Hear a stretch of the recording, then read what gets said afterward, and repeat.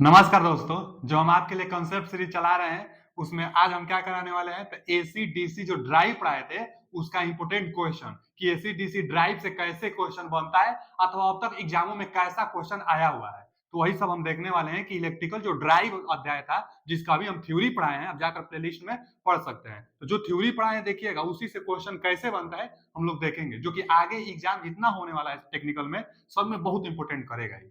तो पहला क्वेश्चन क्या है आज का?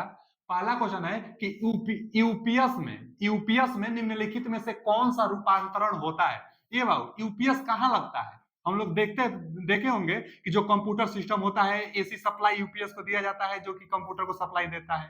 तो डीसी सप्लाई यूपीएस क्या करता है, एसी को डीसी में कन्वर्ट करता है। जो यूपीएस होता है ना, उसमें उसमें क्या क्या लगता है, देखिए पहले तो यूपीएस का फुल फॉर्म पूछ लेगा। कई बार यूपीएस का फुल फॉर्म पूछता है, तो यूपीएस का फुल फॉर्म होगा uninterrupted uninterrupted uninterrupted uninterrupted power supply uninterrupted power supply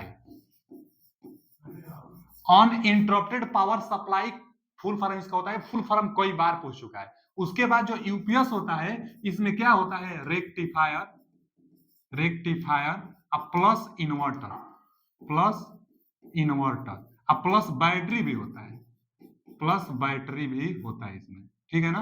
plus battery भी होता है। तो रेक्टिफायर क्या करता है, रेक्टिफायर एसी को डीसी में कन्वर्ट करता है। इन्वर्टर क्या करता है, डीसी को एसी में कन्वर्ट करता है। बैटरी एनर्जी को स्टोर करती है। तो यूपीएस जो होता है, यही क्वेश्चन भी पूछा है कि यूपीएस निम्नलिखित में से कौन सा रूपांतरण करता है। तो इसमें रेक्टिफायर भी होता है, इन्वर्टर भी होता है, मतलब एसी को डीसी में भी बदलता है और डीसी को एसी में भी बदलता है। तो इसका कौन सा ऑप्शन हो जाएगा सही, डी ऑप्शन। एसी से डीसी और डीसी से एसी दोनों में रूपांतरण करता है यूपीएस। अच्छा, यूपीएस के फुल फॉर्म से आप समझ सकते हैं अनइंटरप्टेड। इंटरप्टेड मतलब होता है बाधा डालना, और अनइंटरप्टेड मतलब बाधा नहीं डालेगा। तो अनइंटरप्टेड पावर सप्लाई में बाधा नहीं डालता है। जैसे क्या होता है कि कंप्यूटर सिस्टम पर हम लोग काम कर रहे हैं, लाइट कट गई, जो काम कर रहे हैं, जो डाटा है वह तुरंत बर्बाद ना हो जाए। अब लाइट कट जाएगी तो तुरंत अगर ऑफ हो जाएगा तो जितना हम काम करें सब वेस्ट चला जाएगा। तो उससे बचाता है। पावर कट भी हो जाएगी ना, तो 5-10 मिनट तक अपनी कैपेसिटी अनुसार यूपीएस लगातार सप्लाई देता रहता है। तो पावर सप्लाई लगातार देता रहता है, बाधा नहीं डालता है, इसलिए इसका नाम भी है अनइंटरप्टेड पावर सप्लाई। मतलब पावर सप्लाई में बाधा नहीं डालता है। अनइंटरप्टेड पावर सप्लाई यूपीएस का फुल फॉर्म होता है। रेक्टिफायर इन्वर्टर दोनों लगता है, एसी को डीसी और डीसी को एसी दोनों में कन्वर्ट करता है। तो यह था पहला का डी ऑप्शन। चलिए आगे क्वेश्चन देखते हैं। अगला क्वेश्चन है कि एक डायोड एक रिक्त स्थान स्विच होता है और एक एससीआर एक रिक्त स्थान स्विच होता है। मतलब पूछ रहा है ना कि जो डायोड होता है और जो एससीआर होता है क्या होता है। तो देखिए पहले आप इन दोनों के बारे में जान लीजिए, क्योंकि आगे भी क्वेश्चन बहुत पूछ रहा है। तो एक हम बता रहे हैं आपको डायोड के बारे में। डायोड थ्योरी में भी हम पढ़ाए थे, वहां भी देख लीजिएगा। डायोड को हम थ्योरी में नहीं पढ़ाते क्योंकि डायोड इलेक्ट्रॉनिक्स का पार्ट है। तो यहां देख लीजिए आप थ्योरी और जो क्वेश्चन हम कराते हैं दोनों वीडियो देखिए, बहुत कुछ सीख जाएंगे। तो डायोड, उसके बाद एक हम क्या पढ़ाने वाले हैं अभी, तो एससीआर, यही दोनों से क्वेश्चन भी था। देखिए जो डायोड होता है ना बाबू, हम बताए थे आपको कि जो डायोड होता है यह पी और एन प्रकार के सेमीकंडक्टर डिवाइस से मिलकर बनता है। जो यह खड़ी पाई वाला होता है ना, यह एन टाइप सेमीकंडक्टर होता है, और जो यह त्रिभुज आकृति में होता है यह पी टाइप होता है। जो यहां से ऐसे ये पी टाइप में जो ऐसे इस तरह से बनाई जाती है, यह धारा की दिशा को बताता है। मतलब या इसको तो पहले एनोड कहेंगे, इसको कैथोड कहेंगे। तो एनोड से कैथोड को धारा जाती है, माने धारा इधर जाती है। यह यूनिडायरेक्शनल होता है। डायोड क्या होता है, यूनिडायरेक्शनल। कई बार इसको पूछता है यूनिडायरेक्शनल। अच्छा, यूनिडायरेक्शनल मतलब क्या होता है, एक दिशी। एक दिशीय का मतलब ना कि एक ही दिशा में धारा प्रवाहित कराता है डायोड। पीएन डायोड इसको हम लोग कहते हैं। डायोड एक दिशीय होता है। अच्छा, यह ना कंट्रोल, इसको हम लोग अलग से कुछ करने के लिए व्यवस्था नहीं लगाते हैं, यह अनकंट्रोल्ड होता है। अनकंट्रोल्ड, यह अनकंट्रोल्ड डिवाइस है।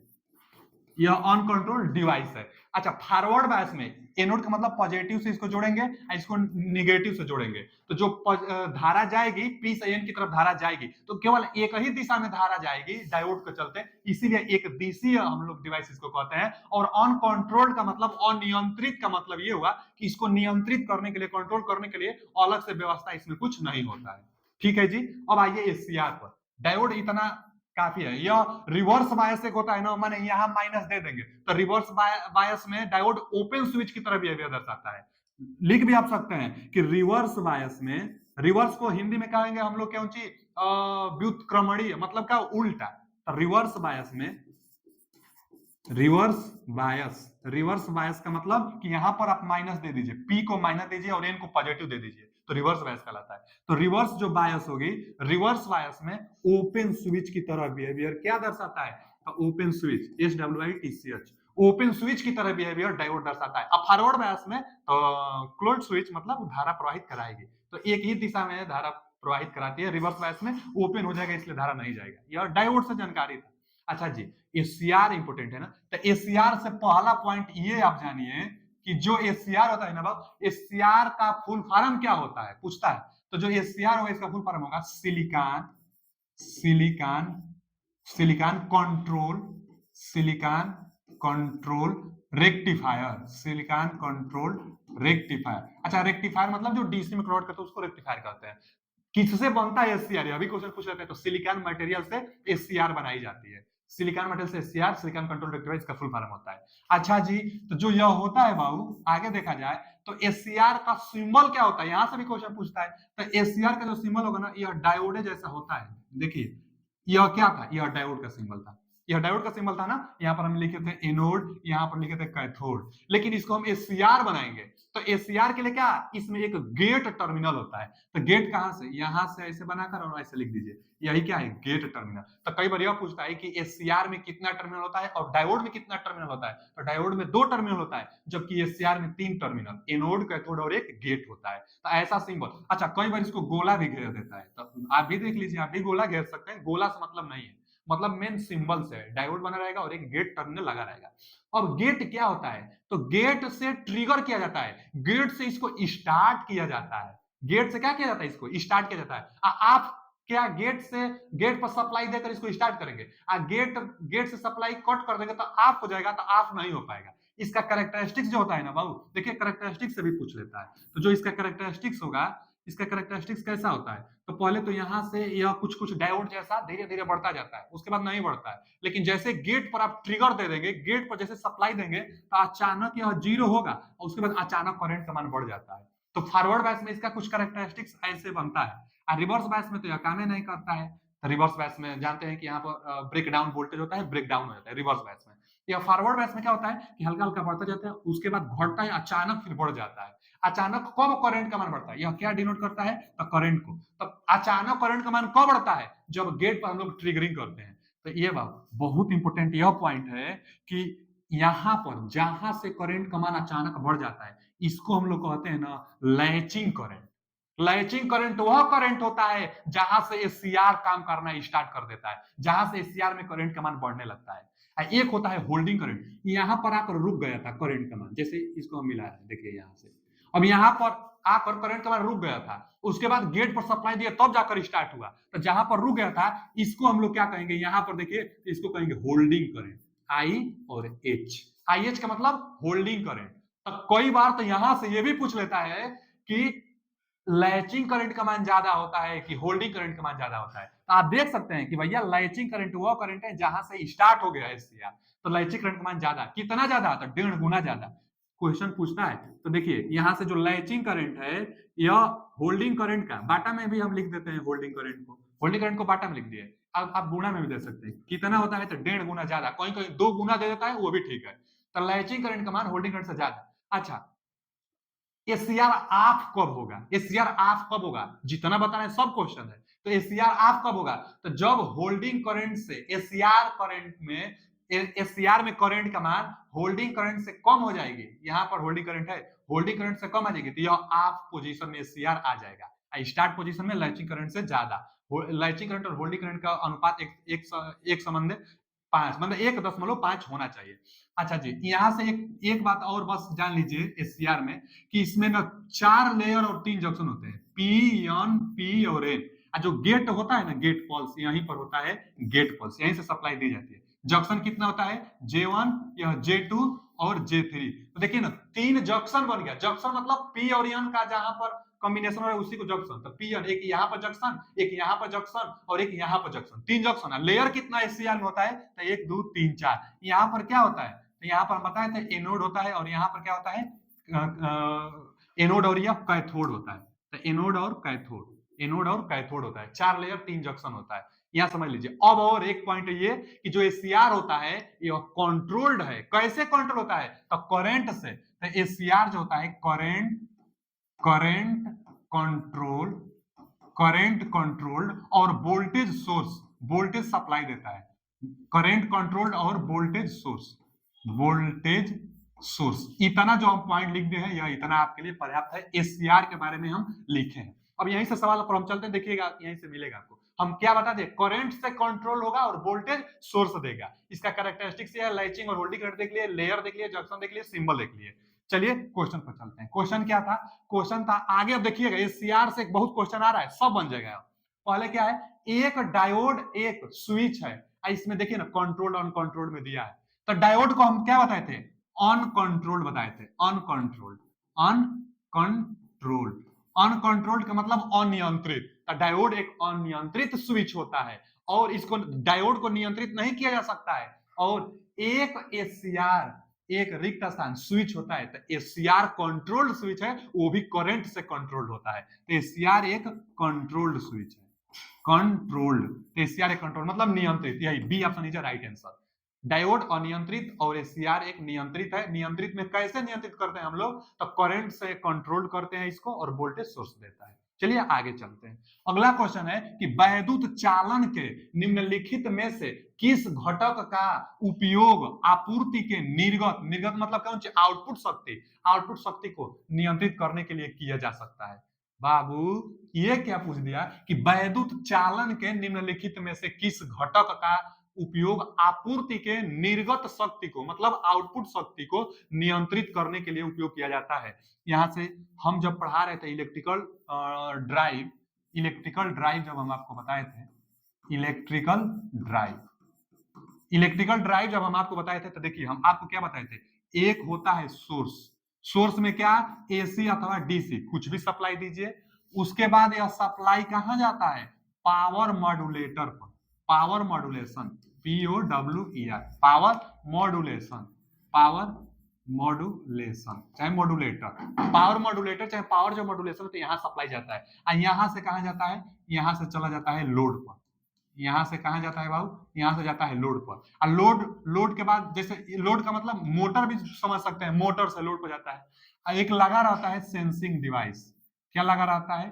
Sensing device, sensing, sensing device एक लगा रहता है, सेंसिंग डिवाइस। उसके बाद क्या लगा रहता है बाबू? उसके बाद लगा रहता है control circuit, control circuit, control circuit. Control circuit जो सिग्नल देता है पावर मॉड्यूलेटर को देता है। तो हम इलेक्ट्रिकल ड्राइव का मेन यही कंस्ट्रक्शन है। हम बताए थे कि जो भी आप सप्लाई देंगे एसी अथवा डीसी, मेन होता है पावर मॉड्यूलेटर। जो पावर मॉड्यूलेटर होता है यही लोड को नियंत्रित करता है, कितना सप्लाई देना है पावर मॉड्यूलेटर ही नियंत्रित करता है। लेकिन किसके अनुसार? तो सेंसिंग डिवाइस सेंस कर देता है, कंट्रोल यूनिट को बताता है और कंट्रोल यूनिट इसको संकेत दे देता है।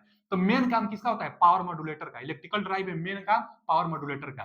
क्वेश्चन क्या पूछा है? इसी को पूछा है कि चालन के निम्नलिखित में से किस घटक का उपयोग आपूर्ति के निर्गत मतलब निकलने वाली आउटपुट को नियंत्रित करने के लिए किया जाता है? तब पावर मॉड्यूलेटर। पावर मॉड्यूलेटर ही है जो आउटपुट को नियंत्रित करने का काम करता है। पावर मॉड्यूलेटर आप देख सकते हैं, आउटपुट को नियंत्रित करने का काम पावर मॉड्यूलेटर करता है, आउटपुट को नियंत्रित करने का काम। चलिए अगला क्वेश्चन। स्थिर एसी आवृत्ति और स्थिर वोल्टेज को इस एवं स्थिर वोल्टेज को परिवर्तित एसी आवृत्ति एवं परिवर्तनीय वोल्टता में रूपांतरित करने के लिए रिक्त स्थान का उपयोग किया जाता है। फिर से पढ़िए, एकदम आसान क्वेश्चन है कि स्थिर एसी आवृत्ति एवं स्थिर वोल्टता मतलब आवृत्ति, स्थिर एसी और आवृत्ति की बात किया। देखिए ना, स्थिर एसी और क्या क्या बात किया है? आवृत्ति और स्थिर वोल्टता, आवृत्ति और स्थिर वोल्टता, आवृत्ति एवं स्थिर वोल्टता को परिवर्तनीय एसी आवृत्ति एवं परिवर्तनीय वोल्टता में रूपांतरित करने के लिए साइक्लो कन्वर्टर। अब कुछ मत सोचिए, जहां फ्रीक्वेंसी वेरिएबल आ जाए साइक्लो कन्वर्टर आप लगा दीजिएगा, एकदम एकदम सही रहेगा, हमेशा सही रहेगा। यहां दिया है ना साइक्लो कन्वर्टर, साइक्लो कन्वर्टर का काम यह है कि आवृत्ति को बदलना। यहां दिया है ना कि स्थिर आवृत्ति को परिवर्तनीय आवृत्ति में बदलना। यही टर्म पहचान में आ रहा है कि स्थिर आवृत्ति को परिवर्तनीय आवृत्ति में बदलना कौन करेगा भैया? आवृत्ति को बदलना साइक्लो कन्वर्टर करेगा। तो साइक्लो कन्वर्टर क्या करता है बच्चा? साइक्लो कन्वर्टर आवृत्ति चेंज करता है। साइक्लो कन्वर्टर ही है जो आवृत्ति चेंज कर सकता है और कोई नहीं। आगे स्थिर वोल्टता को एसी आपूर्ति से डीसी आपूर्ति प्राप्त करने के लिए एसी को डीसी रेक्टिफायर, एसी को डीसी रेक्टिफायर, तो भैया क्या दिया है कि इन्वर्टर, नहीं इन्वर्टर तो डीसी को एसी में करता है, तो इन्वर्टर होगा नहीं। यहां पूछा क्या है, देखिए ध्यान से, कि स्थिर वोल्टता के एसी आपूर्ति को डीसी आपूर्ति में परिवर्तित करना है। तो एसी रेगुलेटर तो वोल्टेज को वैरी कराता है ना, तो यह भी नहीं हो सकता है। डीसी चॉपर तो डीसी को डीसी में कन्वर्ट करता है, यह भी नहीं हो सकता है। एक ही ऑप्शन बच गया। वैसे भी जो कन्वर्टर होता है यही तो रेक्टिफायर कन्वर्ट करता है, एसी को डीसी में कन्वर्टर ही करता है। इसी का हम दूसरा नाम बताया था, रेक्टिफायर। तो एसी से डीसी कन्वर्टर नाम में लिख दिया है, एसी से डीसी पूछा भी है, तो C option is right answer. अगला क्वेश्चन क्या है? अगला क्वेश्चन है कि निम्नलिखित में से कौन सा उपकरण अत्यंत उच्च दक्षता के साथ एसी से डीसी रूपांतरण प्रदान करता है? ये बाबू उच्च दक्षता भी होनी चाहिए और एसी से डीसी। देखिए ना, एसी से डीसी बनाई जाती है डायोड, जो हम अभी पढ़ाए थे ना, डायोड के जरिए। जो पीएन डायोड होता है, डायोड की सहायता से एसी से डीसी बनाई जाती है। तो डायोड जो होता है अर्धचालक से बनता है। पी टाइप अर्धचालक और एन टाइप अर्धचालक को मिलाकर डायोड बनाई जाती है। डायोड से रेक्टिफायर बनाया जाता है। तो यहाँ मेटल रेक्टिफायर लिखा है और रोटरी कन्वर्टर, यह भी डीसी देगा, यह भी डीसी देगा, और मोटर जनरेटर सेट भी डीसी देगा। लेकिन अर्धचालक डायोड यह भी डीसी सप्लाई देगा। लेकिन पूछा क्या है? अत्यंत उच्च दक्षता के साथ एसी से डीसी, तो फिर अर्धचालक डायोड पर हम लोग जाएंगे। अर्धचालक डायोड किसका बना होता है? जो अर्धचालक डायोड होगा, देखिए ना, जो डायोड होता है यह पीएन डायोड, इसका सिंबल डायोड का क्या होता है? पीएन डायोड के यहाँ पी टाइप, एन टाइप, यहाँ एनोड और यहाँ कैथोड, यही डायोड है। इससे क्या बना जाता है? रेक्टिफायर। रेक्टिफायर दो प्रकार में जाता है, आगे क्वेश्चन है इसलिए हम बता रहे हैं बाबू। रेक्टिफायर बनाई जाती है, तो हम यहाँ लिख दे रहे हैं रेक्टिफायर। अच्छा, रेक्टिफायर का मतलब क्या है? रेक्टिफायर का मतलब यही है कि जो एसी को डीसी में कन्वर्ट करे उसी को रेक्टिफायर करेंगे। रेक्टिफायर किससे बनेगा? डायोड से रेक्टिफायर बनेगा। अच्छा, तो एसी को डीसी करेंगे तो दो प्रकार से होगा। एक एसी का नाम, जो एसी कैसा होता है, फुल वेव रेक्टिफायर कैसा होता है भैया? एसी देखिए ऐसे चलता है एसी, यहाँ पर होता है पॉजिटिव निगेटिव, पॉजिटिव निगेटिव, ऐसे चलता रहता है। तो अब इसी को परिवर्तन करना है डीसी में, तो दो प्रकार से, एक हाफ वेव रेक्टिफायर, केवल आधे वेव को रेक्टिफायर करना है, एक फुल वेव रेक्टिफायर जो दोनों को रेक्टिफाई कर दे। तो क्या क्या होता है? एक half wave rectifier, half wave rectifier होता है, और एक क्या होता है? Full wave rectifier. अच्छा, एक हाफ वेव रेक्टिफायर, एक फुल वेव रेक्टिफायर। क्या क्वेश्चन बनता है पहले? तो हाफ वेव रेक्टिफायर में केवल हाफ साइकिल परिवर्तन हो पाती है, यानी केवल ये वाला पॉजिटिव। अब ये निगेटिव सिरा नहीं हो पाता, फिर पॉजिटिव होगा, तो निगेटिव सिरा ये वाला नहीं होगा, ये वाला होगा, फिर निगेटिव ये नहीं होगा, आगे वाला होगा। तो केवल हाफ सिरा, केवल हाफ सिरा ही परिवर्तित किया जाता है, यही हाफ वेव रेक्टिफायर है। हाफ वेव रेक्टिफायर का परसेंटेज कितना होता है, इफिशियंसी कितना होता है? तो 40.6%। पूछता है कितना होता है? तो 40.6% हाफ वेव रेक्टिफायर का इफिशियंसी होता है। कितना डायोड लगता है? तो डायोड की संख्या जो लगती है वह 1 लगता है हाफ वेव रेक्टिफायर में। अब आइए फुल वेव रेक्टिफायर में। देखिए, फुल वेव रेक्टिफायर का मतलब ना, दोनों वेव को रेक्टिफाई कर देता है। मतलब पहला जो ये पॉजिटिव सिरा है इसको तो रेक्टिफाई किया ही, और निगेटिव सिरा जो एसी का था उसको भी रेक्टिफाई, वो भी एक ही दिशा में, तभी तो डीसी में रेक्टिफाई कन्वर्ट किया। रेक्टिफाई तभी तो कन्वर्ट किया, रेक्टिफाई कर रहा है, दोनों वे को रेक्टिफाई कर देता है। तो इसका इफिशियंसी कितना हो जाता है? इसका इफिशियंसी ज्यादा, क्योंकि आधवे को कर रहा था तो 40.6, और जब पूरा को कर दे रहा है तो इसका डबल मारिए, 81.2% देता है। तो 81.2% के आसपास इसका इफिशियंसी होता है। अच्छा, इसका फ्रीक्वेंसी, तो जो सप्लाई दे रहे हैं हम लोग उसका डबल, हाफ वेव पर डबल, इसमें जितना सप्लाई दे उतना ही फ्रीक्वेंसी बन रहा है, तो इसमें फ्रीक्वेंसी कितना बनेगा? तो 2f फ्रीक्वेंसी बनेगा, क्योंकि डबल हो जा रहा है ना। देखिए ना, एक ही साइकिल में उसका जो सप्लाई देंगे उसका एक साइकिल ये वाला था, अगर ध्यान से देखेंगे ना, यहां से ये वाला, माने अगर ध्यान से देखा जाए तो जो हम लोग सप्लाई दिए थे यहां से, तो ये पॉजिटिव सिरा था, उसके बाद ये निगेटिव था, फिर ये पॉजिटिव, ये निगेटिव, तो यहां से यहां आता था तो उसका एक साइकिल होता था, माने एक साइकिल सप्लाई का, और फुल वेव रेक्टिफायर का 2 साइकिल हो जा रहा है, इसलिए फ्रीक्वेंसी डबल हो जा रही है। एक ही साइकिल में 2 साइकिल इसका बन जा रहा है, इसलिए इसका फ्रीक्वेंसी डबल, इफिशियंसी 81.2%। और डायोडों की संख्या कितना लगता है, तो डायोडों की संख्या कितना लगता है, तो जो फुल वेव रेक्टिफायर होता है यह 2 प्रकार का होता है।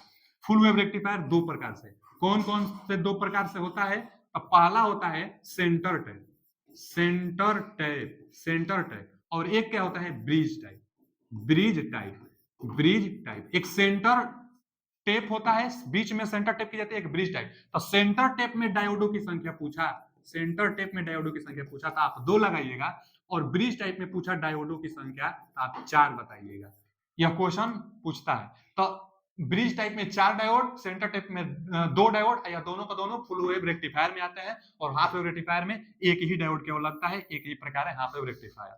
चलिए क्वेश्चन क्या था, क्वेश्चन यही था कि अर्धचालक जो डायोड है, अर्धचालक डायोड अत्यंत उच्च एसी से डीसी में परिवर्तन कर देता है, जो कि अर्धचालक डायोड से 2 प्रकार का रेक्टिफायर बनाई जाती है। अगला क्वेश्चन है कि stepless fan regulator, stepless fan regulator में उपयोग किए जाने वाले पावर इलेक्ट्रिक डिवाइस, मतलब पावर इलेक्ट्रिक डिवाइस कौन सा है, तो फैन रेगुलेटर में ट्रायक और डायक का प्रयोग किया जाता है। बहुत इंपोर्टेंट क्वेश्चन है, ट्रायक और डायक का प्रयोग फैन रेगुलेटर में किया जाता है, यही क्वेश्चन पूछता है। देखिए जो ट्रायक होता है ना, ट्रायक जो होता है, ट्रायक 2 एससीआर के पैरेलल कॉम्बिनेशन से बनता है, 2 एससीआर इसमें होता है। जैसे देखिए यहां से यह ऐसे रहेगा, और फिर ये वाला ऐसे रहेगा, और यहां पर क्या होता है भैया, यहां पर होता है टर्मिनल, एक MT2 टर्मिनल, और एक यहां पर क्या होता है MT1 टर्मिनल, माने 2 टर्मिनल होगा, एक T1 टर्मिनल और एक T2 टर्मिनल, लेकिन गेट भी इसमें रहता है। तो यहां से एक क्या रहेगा, यह गेट। यह किसका सिंबल है, तो यह जो सिंबल है यही ट्रायक का सिंबल है। तो ट्रायक कैसे बनता है, ट्रायक 2 एससीआर के पैरेलल कॉम्बिनेशन से। एससीआर क्यों हम बोले हैं, क्योंकि इसमें गेट लगा है, गेट लगा है, यही तो एससीआर का सिंबल होता था कि भैया 2 टर्मिनल होते थे और एक गेट लगता था। तो 2 एससीआर के पैरेलल कॉम्बिनेशन से ट्रायक बनता है, ट्रायक का सिंबल यही है। अच्छा डायक क्या होता है, तो डायक में ना बस ये वाला टर्मिनल बना ही रहेगा, गेट टर्मिनल को आप हटा देंगे तो यही डायक बनेगा। डायक का काम क्या है, डायक का काम ट्रायक को स्टार्ट करना, ट्रिगर करना। तो ट्रायक को ट्रिगर डायक से करते हैं, इसलिए दोनों भाई भाई कहीं भी आएंगे तो दोनों एक ही साथ आते हैं, क्योंकि ट्राय को चालू करने के लिए डायक चाहिए होता है। और डायक क्या होता है कि जब गेट आप हटा लेंगे तब। यहाँ क्वेश्चन पूछा था कि फैन रेगुलेटर में किसका प्रयोग करेंगे, तो ट्रायक और डायक का प्रयोग फैन रेगुलेटर में करते हैं। ठीक है जी। अगला क्वेश्चन क्या है कि जेनर डायोड रिक्त स्थान में अपना अनुप्रयोग पाता है। जेनर डायोड एक डायोड है, यह हाईली डोप्ड जेनर डायोड होता है। जो जेनर डायोड होता है इसका सिंबल पूछ लेता है।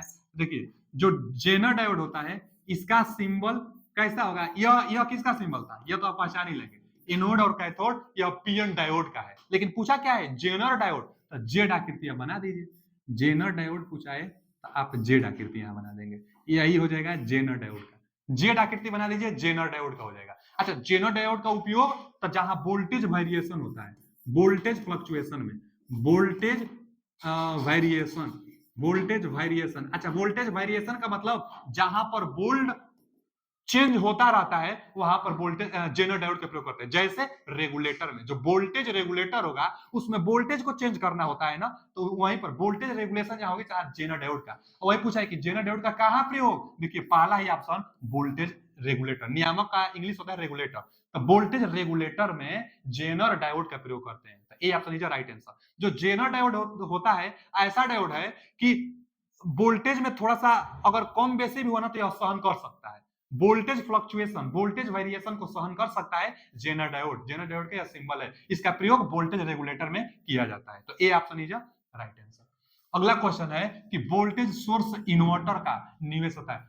भैया इन्वर्टर, इन्वर्टर क्या करता है, घरों में इन्वर्टर लगता है डीसी को एसी में, तो इसका इनपुट डीसी रहेगा और आउटपुट एसी रहेगा। इन्वर्टर का निवेश मतलब इनपुट, तो डीसी, डीसी वोल्टेज सही है, ए ऑप्शन।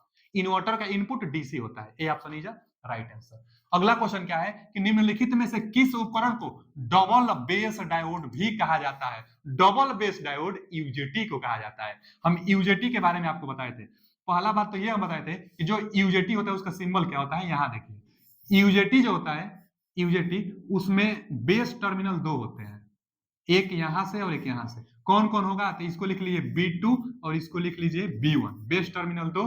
और क्या होता है, एक इमीटर होता है जहां से करंट आता है, ये वाला थोड़ा तिरछा होता है, इसी पर एरो लगता है, एरो इस पर लगने से मतलब यही है कि यहीं से करंट आएगी। तो यह कौन सा टर्मिनल होता है? इमीटर। यह सिंबल किसका है? तो यूजेटी का। यूजेटी क्या होता है? यूजेटी इसका फुल फॉर्म क्या होता है? तो यूनि जंक्शन ट्रांजिस्टर। यह एक ही इसमें जंक्शन होता है। कैसे हम बनाए थे? तो यह हम बनाए थे यहाँ पर आप एक हाईली डोप्ड पी टाइप से, और यहीं पर क्या था? इमीटर लगा था। इमीटर से करंट इसमें जाता है। यह क्या होता है? पी टाइप हाईली डोप होता है। इसमें कोटर होते हैं और बहुत ज्यादा होते हैं। और एन टाइप क्या था? एन टाइप ये था, यहां से क्या था? एक बेस था B2 और यहाँ पर एक टर्मिनल था B1। यह जो होता है लाइटली डोप्ड होता है, मतलब लाइटली डोप। एन टाइप है तो लाइटली डोप, लाइटली। लाइटली का मतलब ना हल्का, हल्का डोपिंग रहता है इसमें, हल्का डोपिंग, हल्का डोपिंग इसमें होता है। ठीक है ना भाऊ? इसमें हल्का डोपिंग, हल्का डोपिंग होने से कारण इसका रेजिस्टेंस ज्यादा। कितना रेजिस्टेंस? 5000 से लेकर 10,000 ओम तक होता है। 10,000 ओम हम बता रहे हैं, बहुत ज्यादा रेजिस्टेंस होता है। हाई रेजिस्टेंस होता है, हाई रेजिस्टेंस। हाई रेजिस्टेंस होने के कारण जो यूजेटी होता है, यूनिजंक्शन ट्रांजिस्टर, लिख भी देते हैं यूनिजंक्शन, यूनिजंक्शन ट्रांजिस्टर, यूनिजंक्शन ट्रांजिस्टर। तो जो यूनिजंक्शन ट्रांजिस्टर मतलब एक ही जंक्शन मतलब हो सकता है, क्योंकि एन टाइप ज्यादा होता है, ये तो छोटा सा है, हाईली डोप्ड है।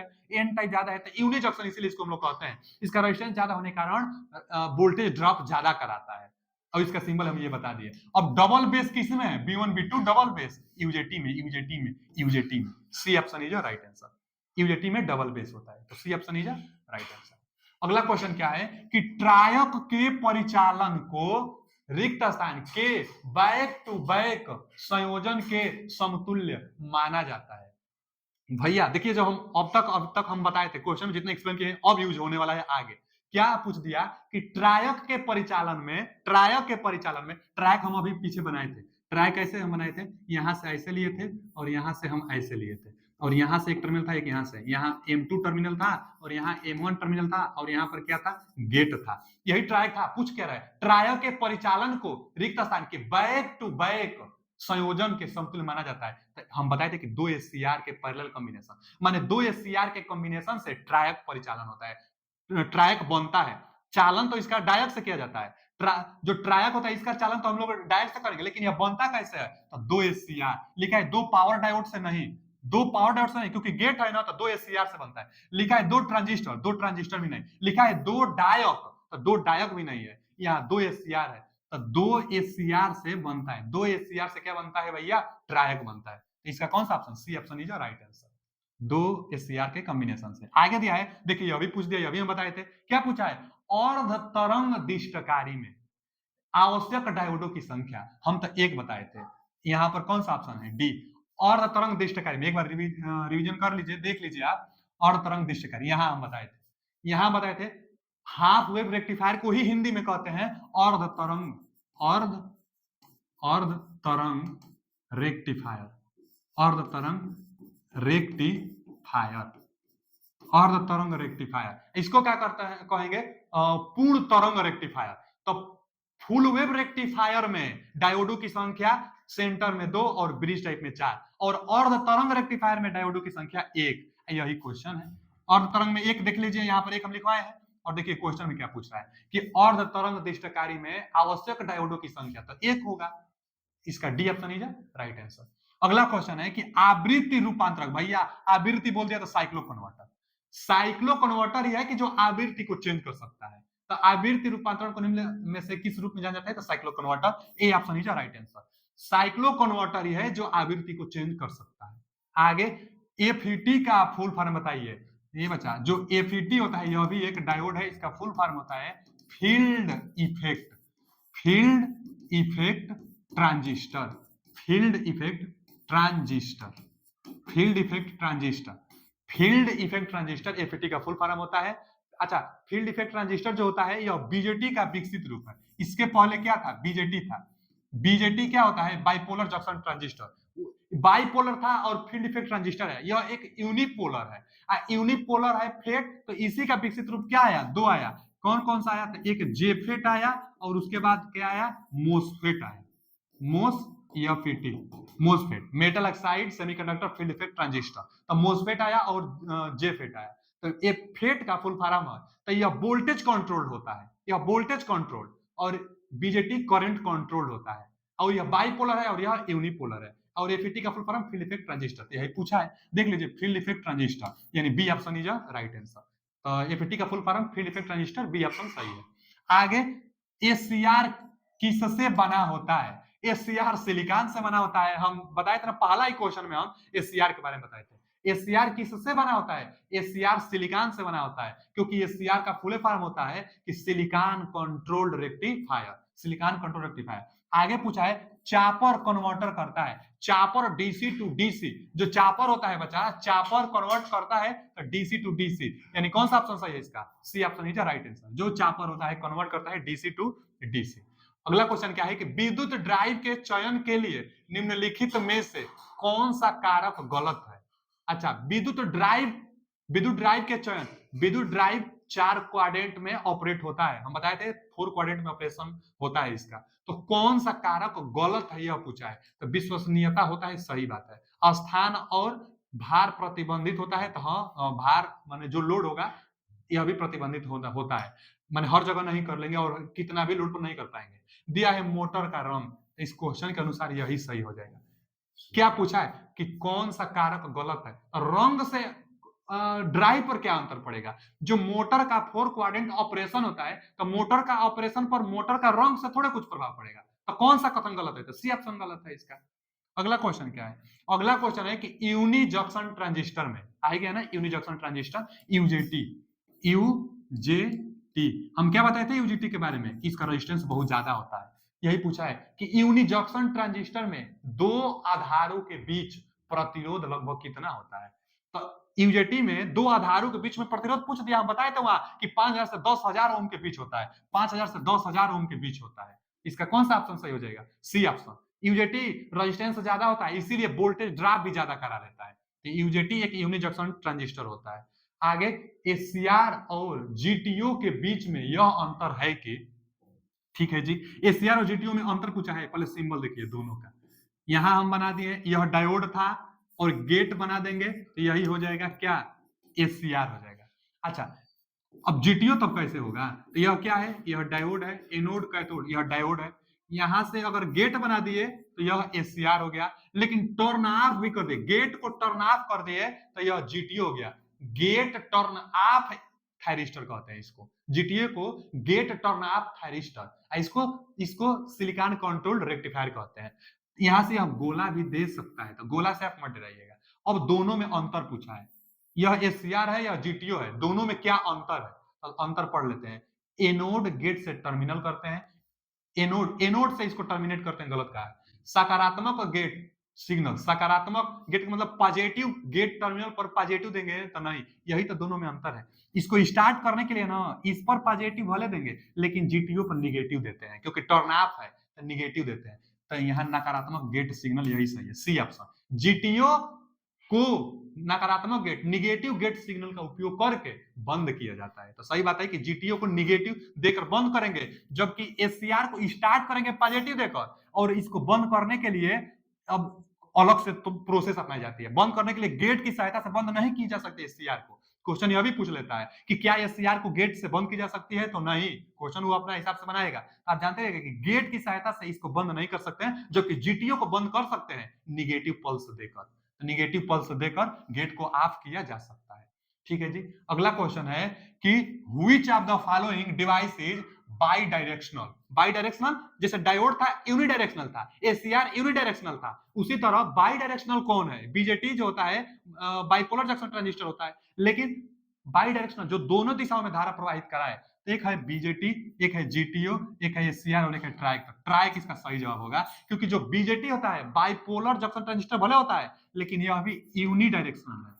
यूनिडायरेक्शनल, यूनिडायरेक्शनल का मतलब ना एक ही दिशा में, यूनिडायरेक्शनल का मतलब एक ही दिशा में। यूनिडायरेक्शनल जीटीओ भी है, एक ही दिशा में धारा, और एसीआर भी यूनिडायरेक्शनल है।